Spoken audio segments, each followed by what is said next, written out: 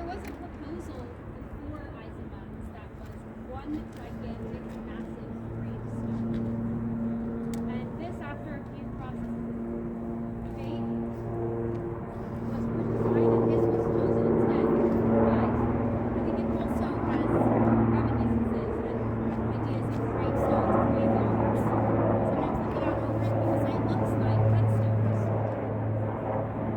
One version of that interpretation that I personally is like the idea of having one big gravestone. Instead, what you have are these, which are about the size of the hole that's dug when you dig a grave. But instead of in the traditional cemetery, the hole is dug in the ground. These shoot up into the city right here in the center of Berlin for everyone to see, to make their presence felt. A reminder Yep. for the people and for the young people. Yeah. To receive gratitude. So some people, with this interpretation of headstones, say, okay, sure, it's very anonymous then. And isn't that what the Nazis wanted to do? Make everything anonymous. Take away the humanity of the individuals they were murdering. Make it easier. Say, they're subhuman, they can be disposed of. So why do we have such an anonymous memorial? Sometimes people don't like it. But it doesn't just have this as the memorial. Alongside this outdoor part of the memorial, we also have an information center. So if you walk around and you notice some staircases or railings, that's all to do with the underground information center museum. And that's all about the individual stories, names, experiences of Jewish victims of the Nazis. One very powerful aspect of it is that it has the names.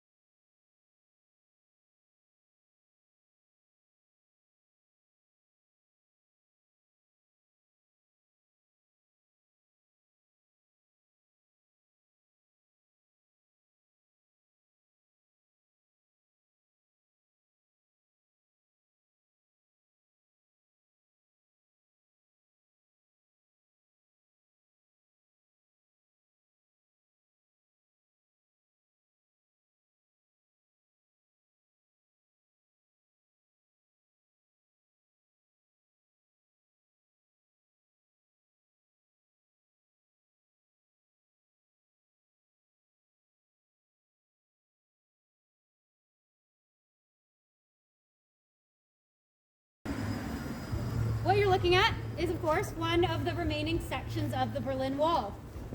We have 3 in Berlin. So we've got this one. We've got the East Side Gallery, which I think you'll see tomorrow, which has big paintings all along it. There's another one that's called Bernauer Strasse, and that one really tells the story of the construction of the wall and the consequences of it. The separating of families on both sides, where East Berliners were often never, during the whole 28 years that it existed, from 1961 to 1989, allowed to go over to the West. For a few years after it was built, no one was allowed to transfer either way. So people didn't see their families for years. And this piece of the wall that you're looking at, it looks like what the wall would have looked like all over Berlin in the months following its opening up on the 9th of November 1989. And I say that for a few reasons. One, you've got big holes in it. So why just run through there? Well, the holes are from the 90s. And you've also got graffiti on this side. Now, when this wall was in operation, you would not have seen any graffiti there, because where we're standing right now was in the middle of the death strip. The death strip, what we call the big complex of barriers that really made up the Berlin Wall. This wall with that black tube on the top, anti-scrambling rampart, is the outer wall. But there were also other walls. There was a fence, an inner wall, guard towers all along this, and you had to make it all the way across all of that to really be in the west. There was no like point in the middle of it that's you're safe. All of this was built on the East German side to stop people leaving East Germany going to the west. So here where we're standing, you would have needed to get over there on the other side. In total, around 5,000 people successfully crossed. They did it before this was built up as much as it was to this effect. They did it through tunnels, through being smuggled over checkpoints in small cars. Some very daring other escapes, like taking a hot air balloon. Does anyone know how many people were killed, however, trying to cross the Berlin Wall?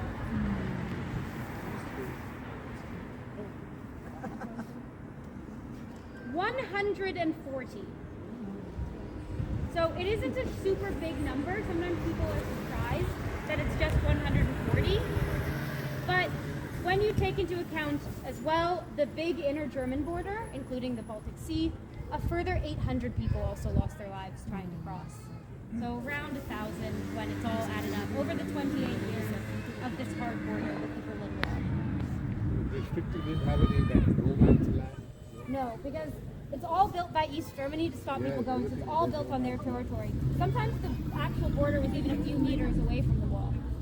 Okay, but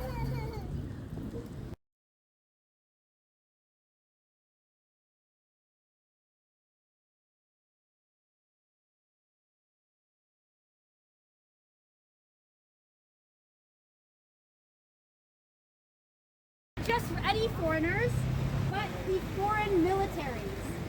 Because Berlin is weird, and even after East and West Germany got created, those different occupying allied powers, the American, French, British, and Soviets, all still technically had the right to go and visit anyone's zone. They could still go in all of Berlin, even once the wall was built. So there still needed to be a place for that crossing to happen. And that's what Checkpoint Charlie was. So it shows up in all of the spy movies, all of the John le Carré novels, all of that stuff, because of that significance. Because it's where those foreign militaries met every single day.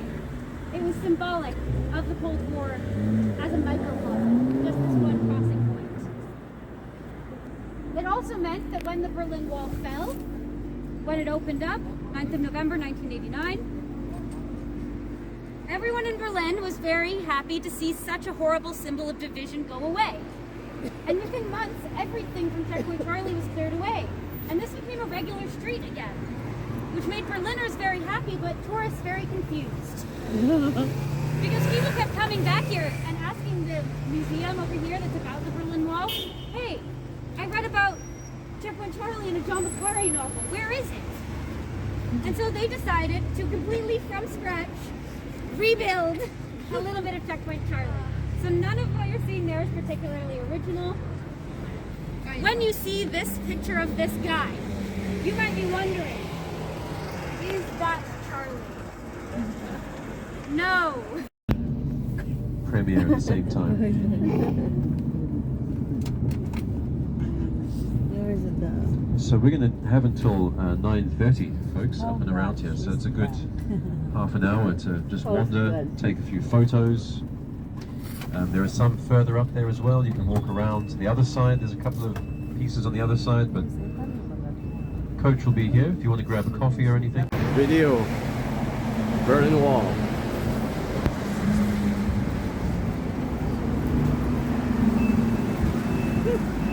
Yeah,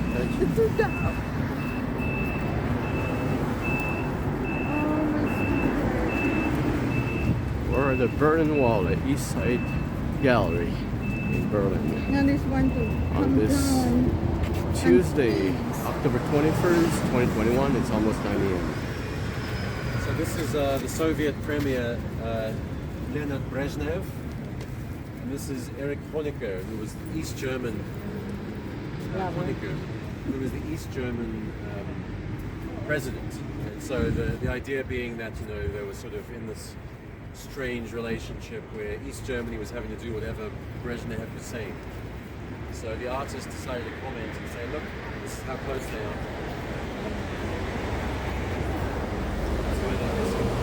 Also, it's very controversial back then, putting something up like this. So this is one of the more famous ones. And as you go down, you'll see a couple of the other ones. And also back up that way. There's one just on the other side that's multicolored and multifaceted. It's very interesting. You saw the one here with the thumb in the chain, as in during communist times you were not able to even give a thumbs up. You were controlled. So commentary is all about how now that capitalism has sort of become a dominant theme, now that we have freedom, you can actually give the thumbs up. That's commenting on life under socialism. If anybody wants, let's take a little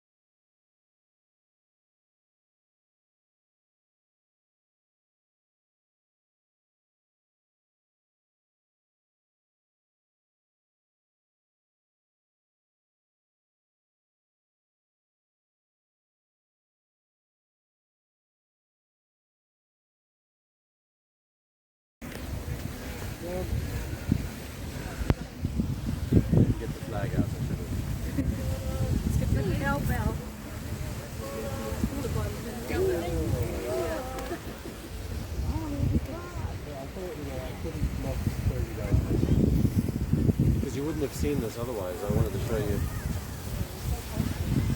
Oh, thank you, Adam. You're welcome. This is amazing. This is more nicer than the museum. The museum's nice, but this is very special. Oh, this is special, you're right. This is very special. Okay, expat. So, I want to give you a little bit of info about this. I have to quickly run back to the curryverse place to pay and organize. It's from here, you're going to go straight across that bridge. There's a bridge there. You go straight across, it's on the map. Yeah, it's like a 10-minute walk. Across the bridge and just take a left. And you're in Hakkesheim, right there. So just want to point this out quickly to those of you who are here. So we've come around, this is still on the island, Museum Island. If you're going to go straight up that way, you hit the Brandenburg Gate. It's about a mile up, so it's one long street that goes all the way up. This is the Altes Museum, the old museum. This showcases the history of all of Germany. But the building behind us is more fantastic, I think. This is the Berliner Dom, the Berlin Dome.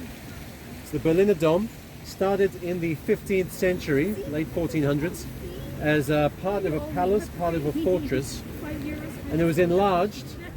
And this, in the late 1800s, became the cathedral of the royal family, the Hohenzollern family, the Prussian royal family, and ultimately, remember, the Prussian family became the two German emperors. So Emperor Kaiser Wilhelm I, King William I, William II, both crowned here, both buried here.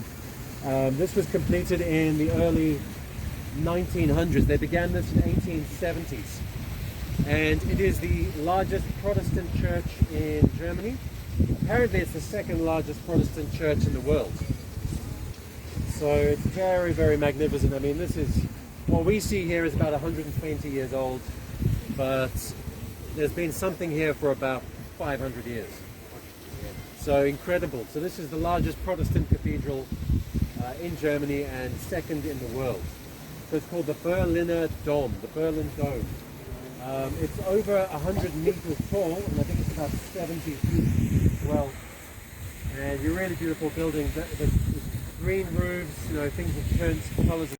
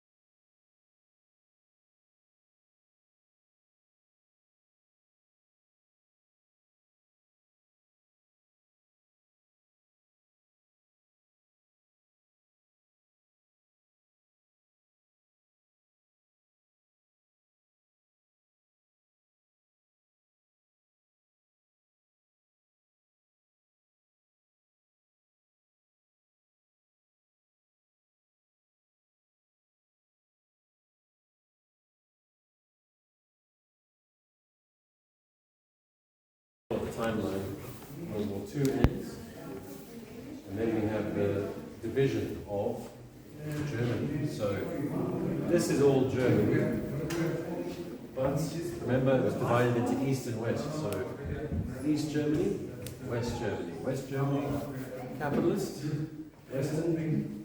East Germany was communist.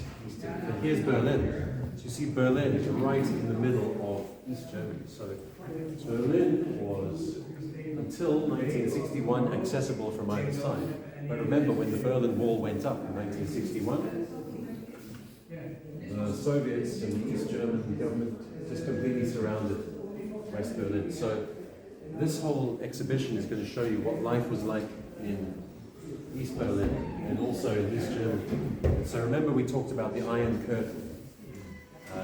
After World War II, everything during the Cold War was West and East. So everything here in the West, so Germany, Netherlands, Belgium, Luxembourg, France, Switzerland, Austria, Italy, this was all the West, capitalist, rebuilt, a lot of money coming in from the US with the Marshall Plan in the 40s and 50s. But then remember, as the Soviets, pushed, the Red Army pushed into Germany at the end of World War II and finished the war in Berlin, they then divided this up and this became the Iron Curtain. So these are the communist and socialist countries from 1945 to 1990. So you can see East Germany, Poland, Czechoslovakia, Hungary, Yugoslavia was a little bit different but was still socialist, Romania, Albania, Bulgaria, Greece was West. So pretty much all of this was what was called the Iron Curtain. So everything behind here,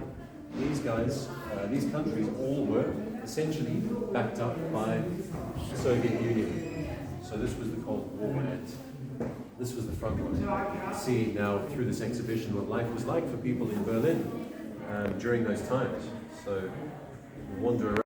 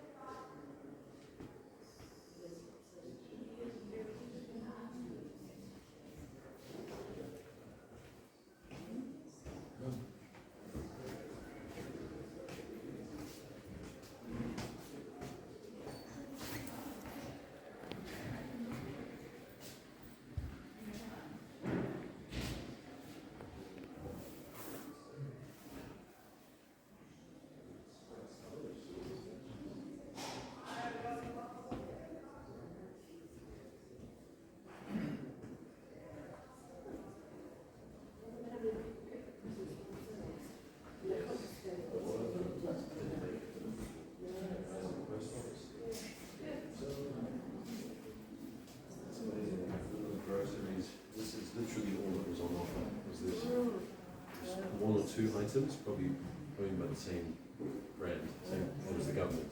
Looks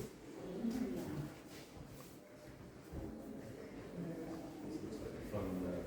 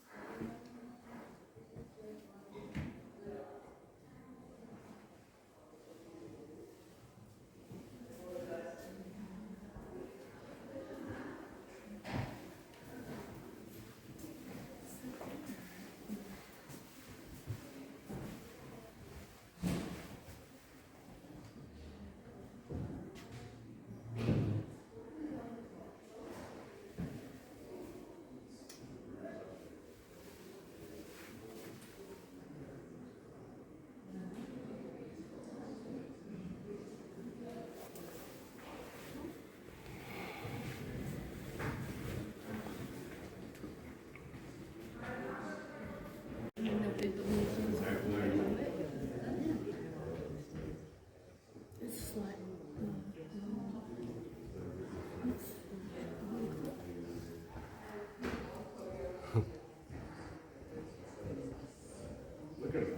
Well, rubbish bins don't look much different than ours. Rubbish bins. Wheelie bins. Where would you like a wedding like this? Everyone knows what a wedding themselves. No family, no witnesses.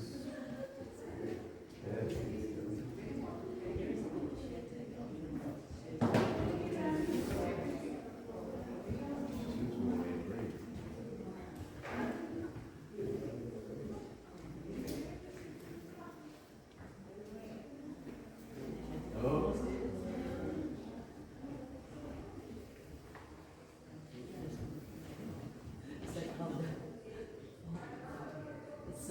It looks like they're a little lady. No. This is getting up to the very last Have a look at these two. They look like they don't even want to be at their own wedding. Look at Ash, that's oh, she's got a smile. Sits down, turns the music off, sign the paperwork.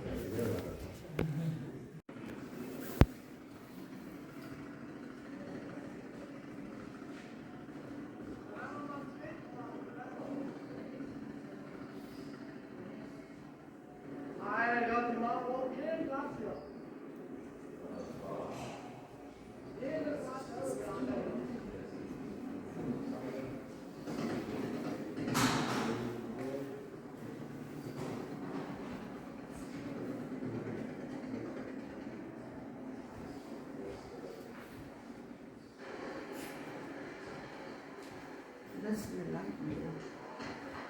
That's what they show me. It looked like you're in the middle of it.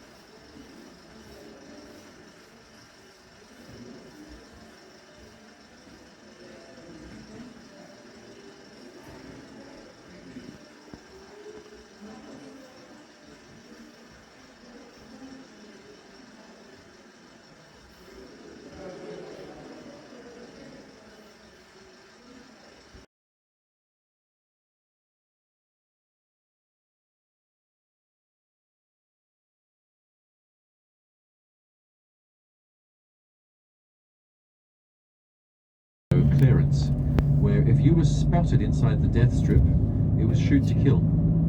So if you tried to sneak in, the guards would see you and they would shoot you. They would release dogs on you. Hundreds of people were killed, thousands of people were killed trying to flee, and there's all sorts of escape stories. People trying to get smuggled through the checkpoints in cars, in trunks and boots of cars. Some tried to pole vault over the Berlin Wall. People tried to dig tunnels. There was hot air balloons. Those were maybe some of the more well-known ones, but there were a lot of others where people literally tried to climb over and they were just shot and savaged by dogs. You know, not a very nice thing, but the Berlin Wall became the symbol of division between East and West. And so Germany from 1945 to 1991 was divided. So the Berlin Wall came tumbling down on the 9th of November. People turned up with power tools and smashed the bits of the wall out, and it's collector's items today. You can actually still find bits of Berlin Wall as collector items. And if you've seen the famous music video, the one man who was pretty much responsible for bringing it down single-handedly, David Hasselhoff, yes. So he was was in that fantastic movie video, music video. So 1991, only 1991, Germany reunified as a country. So from East and West, it became the Federal Republic of Germany once again. So imagine you had family in the east of Berlin, family in the west. For sometimes nearly 30 years, family didn't see each other across the city. They couldn't travel. The east was locked down, the west was surrounded. So incredible that we have that history here, and we can now see some of it today on our way through. Tomorrow we'll see it takes in the most refugees, highest number of recyclers in Europe per capita. Berlin is of course the capital, and yes, there's a lot of industry, service industry is huge here. So as we said, the vehicle and the manufacturing, yes, in the past was bigger, but today it's mostly service sector and big insurance companies, Deutsche Bank, Allianz Insurance. Of course, you can see all the vehicles around us, lots of Mercedes, BMWs, Volkswagen. And so a big developed economy and lots of service industry today. A lot of cloud computing software companies base themselves here. Remote workers report in. And Germany's sport is always, they always have a very, very strong team, whatever they do. The Germans, it's all or nothing. They are annoyingly kind of good at everything, just about. So, football champions, soccer champions of the world, 4 times. They always somehow scrape through to like the quarterfinals or usually the semi-finals. They won that World Cup recently. Well, not so. They won the World Cup 12 years ago in Brazil. Remember that one where they, in the semi-finals, they beat Brazil like 7-1 or something in that semi-final just at home. And so they're a very, very strong football team. The big team in the country is Bayern Munich, who are in the south, Munich. They've won the UEFA Champions League numerous times. Up here in Berlin, you have 1860 Berlin and Hertha Berlin, 2 teams, but there's not only, of course, football, motorsports, motor racing. If you think of things like the Formula 1 motor racing, legendary champions like Michael Schumacher, and they've always got a pretty good representation at the Olympics, whether it's cycling, swimming, track and field. So always so got that phrase, Berlin, poor but sexy. And of course we've mentioned all the history that went on here through the 30s and the 40s and all the way through the Cold War. There is also on the western side of Berlin, and when we get to the Brandenburg Gate, everybody, the Brandenburg Gate was basically that dividing line. So that was the division between east and west. Out beyond that to the west is the street of the 17th of June. There's a couple of victory columns raised up there, victory over the Swedish and a few others. There was a man here as well in the 1700s called Frederick II, known as Frederick the Great. He was a Prussian ruler, and he won most of the victories, most of the battles that he ever entered into, he won. And he was the guy who inspired Napoleon and then later on Hitler and stuff with his military tactics. Here's the River Spree. There are some sections of the Berlin Beach, as they call it, which are on the river. It's not really a beach that I know, but you do have, in the summertime, little beach clubs along the river that people go out to. And also, as I was saying, just past Brandenburg, if you have got some free time, some of you doing your own thing tomorrow, you can go out to the west there, and there is an enormous park, and it's called the Tiergarten. Tiergarten has a beer garden inside it. So beer garden, Tiergarten. Tier means like animals, so it's the animal, it's the zoo essentially, the Tiergarten. So it's the Berlin Zoo, which is one of the biggest in Europe. And there's a huge parkland all the way through there. So there's always events, live music, shows. In the summer, everybody's having picnics in the park and enjoying. And even in the winter, believe it or not, even in this temperature, there are still sometimes people there trying to sunbathe. That is one of the only places in Berlin where you will see people nude bathing, nude sunbathing. So even in this type of weather, there have been people, you know, I've cycled through there at this time of year, and there are people lying in the park there trying to catch some sun. So the Berliners are very liberal, very open. They welcome everyone. They know what it's like to have been involved in the things in the last 100 years. And so the idea here is kind of do what you want, just don't hurt anybody. So there's a lot of freedom for people in Berlin. And there's a few other sections that we'll see, of course, tomorrow up close.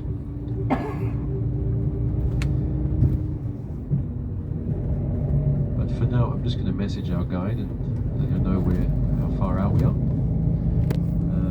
Just enjoy some of the scenery, some of the nice urban art and graffiti coming in. There are some different suburbs. I'll quickly tell you about them. The more famous suburbs. So you have Friedrichshain. Friedrichshain is the old heart of East Berlin, which is now super trendy, and that's where all the music venues are and the graffiti. And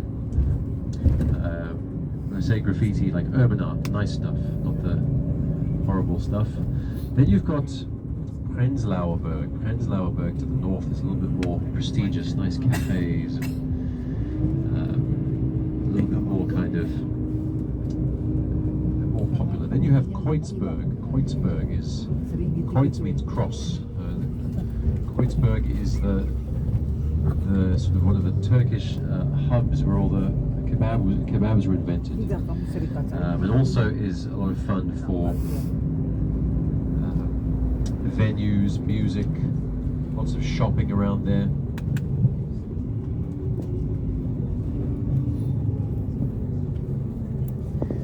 And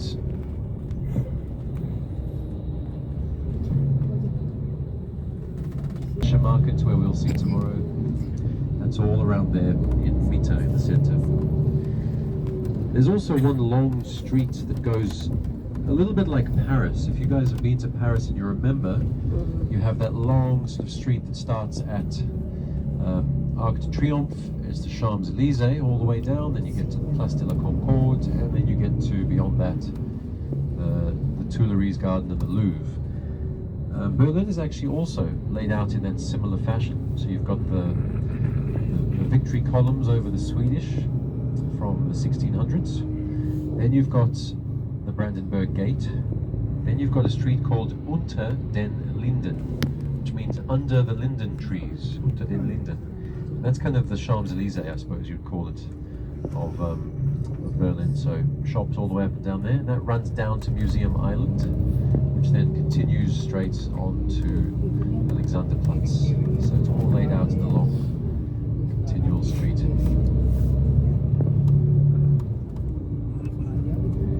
And not too far from Brandenburg Gate is the Holocaust Memorial. So we will see that as well. But I'm just going to send a message and enjoy some of the scenery coming in. I'll get back to you shortly.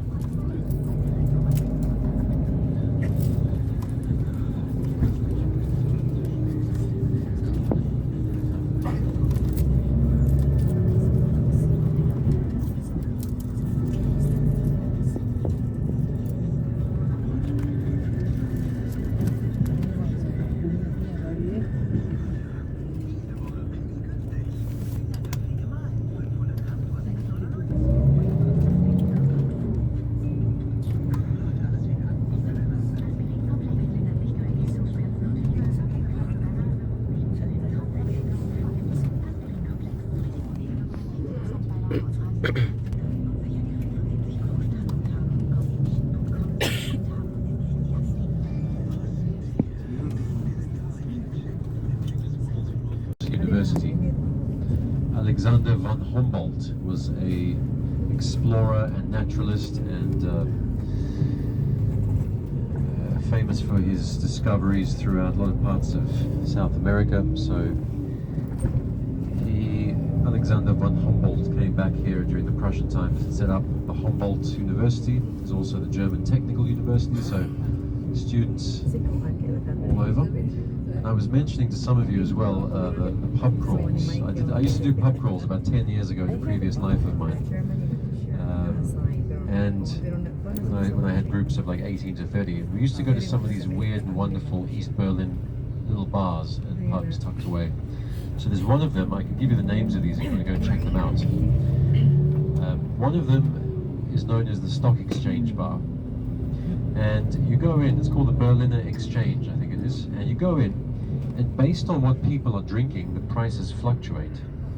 So if not enough people, if nobody's drinking beer, for example, the prices drop. But when everybody starts drinking something, the prices go up.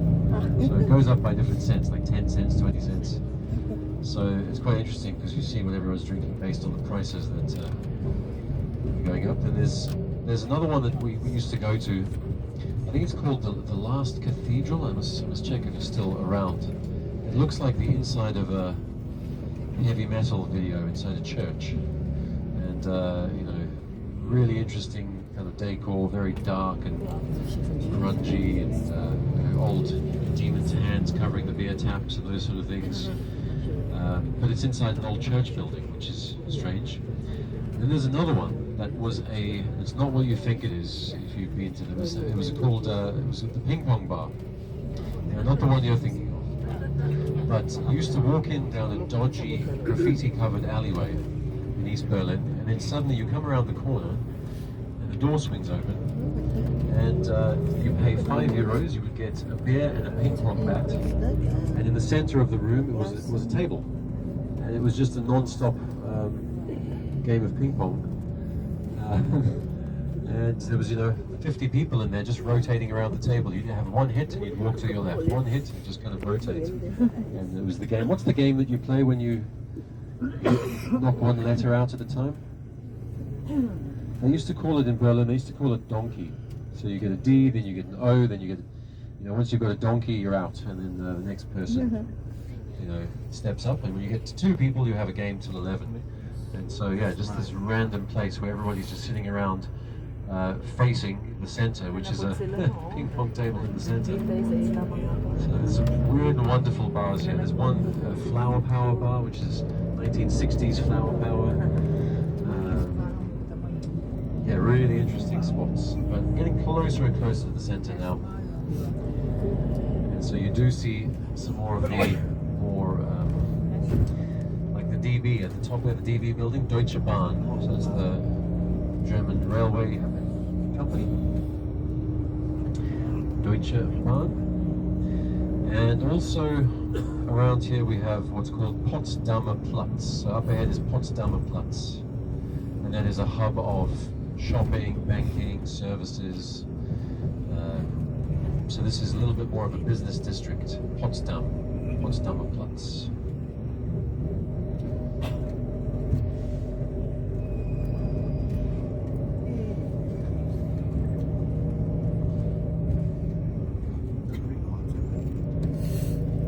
Is the Potsdamer Platz, and you can see the big S, big green S. That means the S-Bahn is here. So the S-Bahn is, of course, you just got to check that you're on the right number, but S9 is where we will be going back into the hotel if you're going to be doing your own way back. And around here as well, you're going to see lots of places to drink, cafes, lots of beer gardens, and further up we're now in the historic center, just a couple of blocks up there towards the Reichstag, the German Parliament, and you'll also catch a glimpse. Look to the left, look at that green tower there. You see that on the left there, the clock? That would have been one of the old towers watching people. Maybe the Berlin Wall ran through here at a certain point. There you go on the left, sections of the Berlin Wall. So some sections of the Berlin Wall ran through here, and and you will see those old guard towers still remaining. And then straight ahead, folks, that is Brandenburg Gate, the famous Brandenburg Gate. And so we're now in the heart of things, and we will be learning a bit more about the Brandenburg and also the Holocaust Memorial, which is just around the corner as well, from our local guide.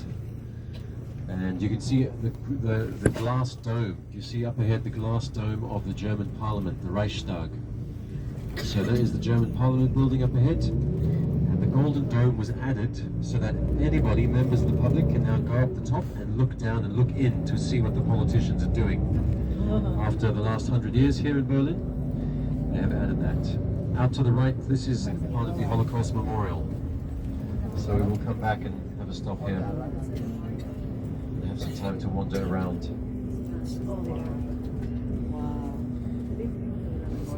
And then this area as well, of course, because we're literally driving on the road that was the Berlin Wall. You will see some sections up ahead as we're driving around. Look down to the left, you know, like I think that road, there are two bricks there, can you see on the other curve? 2 or 3 bricks, there's a row going all the way down. That was the old Berlin Wall. And down to the right, can you see the Alexanderplatz TV tower? Straight through, the buildings there. Can you guys see that? We're going to go up that. That is one of the tallest buildings in the European Union. It is 368 meters tall, so 1,200 feet. And we're going 200 meters up, we're going about 700 feet up to the viewing platform.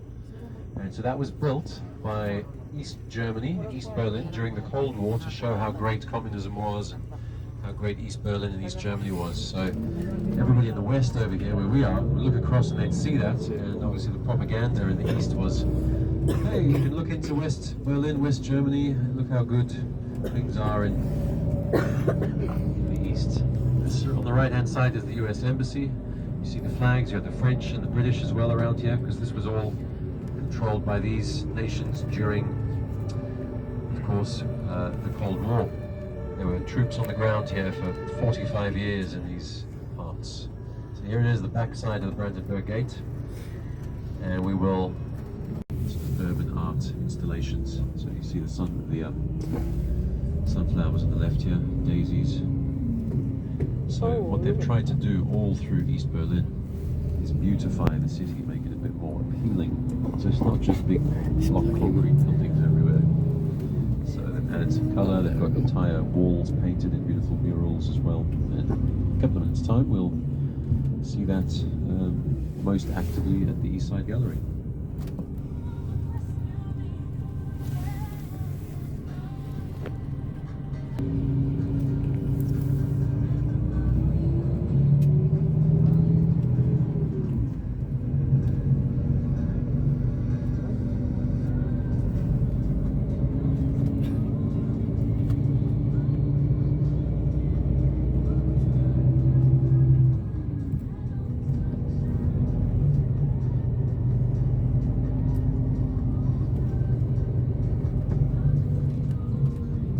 The river. Except we're gonna see that thing. There's a wall. So this is the river Spree, S-P-R-E-E, Spree River, flowing through the center here in Berlin. It's about 400 kilometers long, the entire length of the river.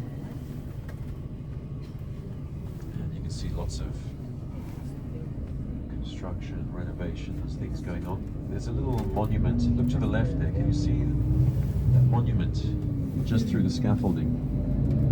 It's a special sculpture in the middle of the river. It's called the Molecule Man. Molecule Man sculpture. And if you maybe catch a glimpse now without any scaffolding, look to the left. It's in the middle of the river. You see it? Oh yeah. So there's two. Oh shoot. There's two men fighting. Looks like they're fighting, but they're actually embracing. It's the East and West Berlin hugging each other. And as the city is coming back together, there's lots of holes in the story and lots of holes in these two characters, the East and the West, coming back together as one. They hug each other. And as you drive around it, the two shapes kind of blend into one. So at one point it looks like it's just one person.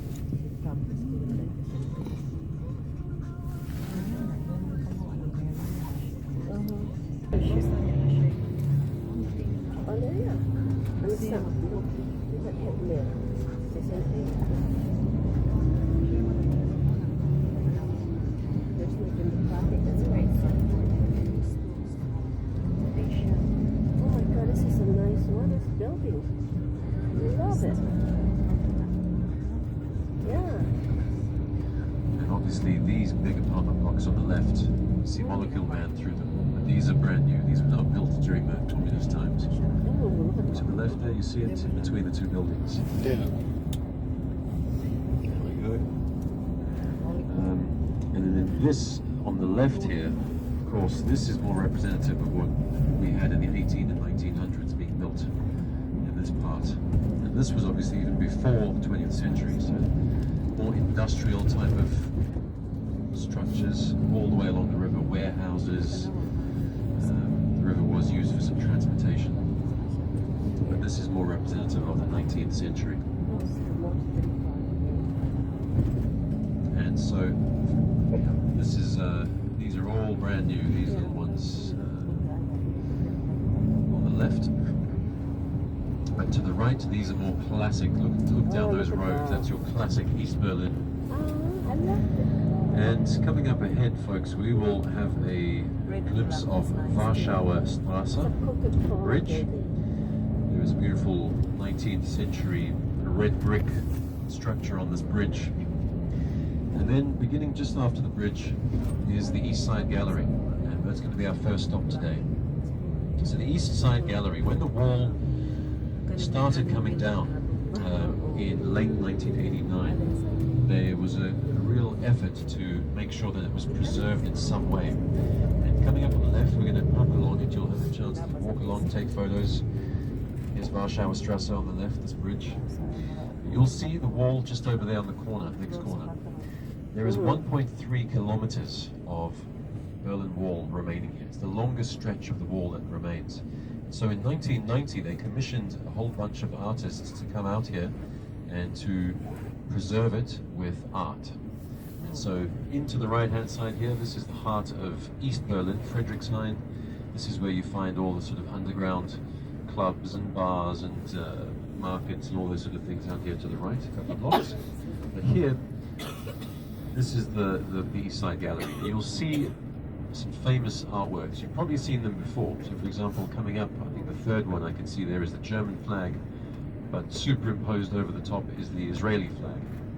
Further up you'll see a picture of Leonid Brezhnev, the Soviet premier, kissing the East German premier. So that's one of the famous ones. We're going to have a little walk up and down here. We'll take some photos. This is where it begins, the East Side Gallery. So for over 30 years now, 35 years, these have been standing, and they are meant to represent, of course, the freedom, because this was not allowed during communism. You could not just come up to the wall, number one, because you were in the death zone, the death strip, and number two, this is showing you political commentary, talking about the propaganda, talking about togetherness, the unification. So yeah, 1990 they started doing a lot of these, and it goes all the way up 1.4 kilometers or so of this. So we're going to stop just up ahead nearby, and then we can cross the road, we can wander down, take a few photos, individual photos, group photos. On the other side is obviously the river. There's a big project, they wanted to make something called, so this was former heart of East Berlin. Just up the road, you will see there is. You can almost see when you're standing on the TV tower. You'll see it, Brandenburg Gate. So you're looking out to the west from this part. But we're going to drive for about another 10 minutes or so through some of these streets. We'll come back here and have a bit of free time later around Alexanderplatz. And we're going to the Kulturbrauerei. It's a cultural brewery. So it's a 19th century old brewery building that they've converted now into a multi-purpose venue. It's 25,000 square meters of space. So you've got open air markets, this fantastic exhibition that we're going to see. They do rock concerts in there. It's, this is Berlin in a nutshell. It's kind of just a mix and match of styles, cultures, architecture, and events, and they just find a space, they tell everybody you're all welcome, come on in, and create. And so there's this real sense of people just creating and creativity here in Berlin always, which wasn't always here, but you know, from the fall of the wall from 1990 onwards, it's really taken off, and everyone today is certainly made to feel at home.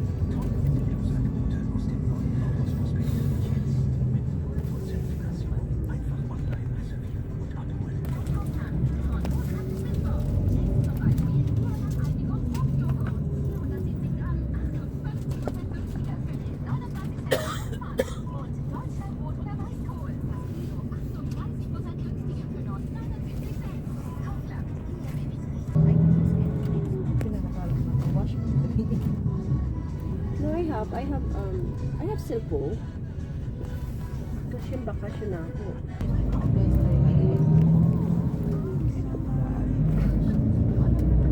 In Berlin as well, they have a lot of flea markets. They're very famous for their flea markets here, so you can imagine, given the history of this place, all the things that you can find in those markets. So everything from, you know, $1 million Reichsmark banknotes, you can find those old banknotes. You can find old World War I and World War II paraphernalia. Of course, under those markets, you know, this thing you can be finding like medals that have been taken from soldiers at the end of the war who were just lying on the ground. But incredible things as well from the ancient Prussian times. So the flea markets, there's about a good dozen places all the way around the city where you find them. And on different days they rotate around different parts of the city. There's one in the north called Mauer Park. Now the word in German Mauer, M-A-U-E-R, Mauer, is wall. So Mauer Park is a famous one on a Sunday. Everyone goes there and it's a big green grassy space with some sections of the wall there. When you turn up, you got a huge flea market, but you also have the biggest outdoor karaoke. So everyone goes on a Friday to Mauer Park and does picnics and plays sports and all sorts of things. And then of course there's a huge amphitheater and musicians turn up. There's one famous guy who brings his speaker and his guitar and he plays, and it's just sing-alongs, and you can stand up one by one, ask him to lead for you and he'll play the song, and you end up with, you know, hundreds of people there on a Sunday afternoon just sitting and singing sing-alongs, karaoke, just bring your own type of affair. So that sense of personal freedom now is super important to people in Berlin. So you go to there on a Sunday, Mauer Park, and it's kind of anything goes, you know, as long as you're not bothering anybody, you can do your own thing. So you'll see this all throughout Berlin. There's that real sense of anything is possible. Anything is possible now.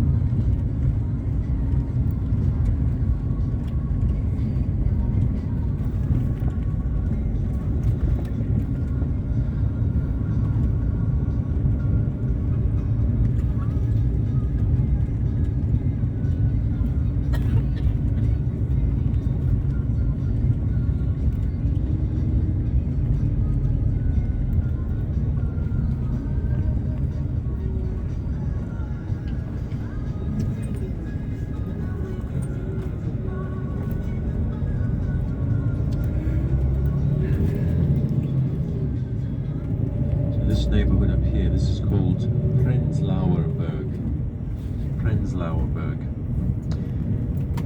And it's always been a little bit more like a place for counterculture. So, for example, looking to the left there, this looks like it's a children's playground, but it's a big, kind of built out of driftwood almost, a huge park. It's always been a place for counterculture, and particularly when the wall came down, this turned into a bit more of a posh, famous neighborhood. So you can see lots of really nice cafes, brunch places. You can see Pilates studios. This is now a little bit more upmarket and posh than it used to be.